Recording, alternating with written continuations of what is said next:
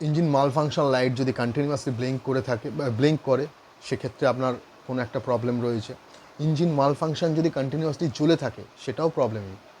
যদি এইভাবে কন্টিনিউয়াসলি চালাতে থাকেন, আপনার যেই গাড়িই হোক না কেন, যদি বাজাজের গাড়ি হয় কম দাম, যদি হিরোর গাড়ি হয় কম দাম, যদি হন্ডা, ইয়ামা, সুজুকি, আদার্স যে কোনো ব্র্যান্ডের গাড়ি হোক না কেন, আপনার কিন্তু যদি ওইভাবে কন্টিনিউয়াসলি চলতে থাকেন, ইসিইউ কিন্তু শর্ট সার্কিট হয়ে যাবে।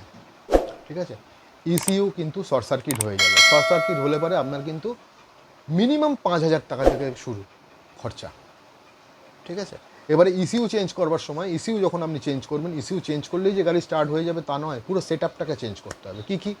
ইসিইউ চেঞ্জ করতে হবে, ফুয়েল পাম্পের কোনো ব্যাপার না, ফুয়েল ইঞ্জেক্টর চেঞ্জ করতে হবে। আচ্ছা, আপনার ওটা কী বলে, এফআই সেন্সার, মানে যেটা থ্রটেল সেন্সার আছে সেই সেন্সার চেঞ্জ করতে হবে। অনেকগুলো এর সঙ্গে ইসিইউ রিলেটেড 3খানা 4খানা সেন্সার আপনাকে চেঞ্জ করতে হবে।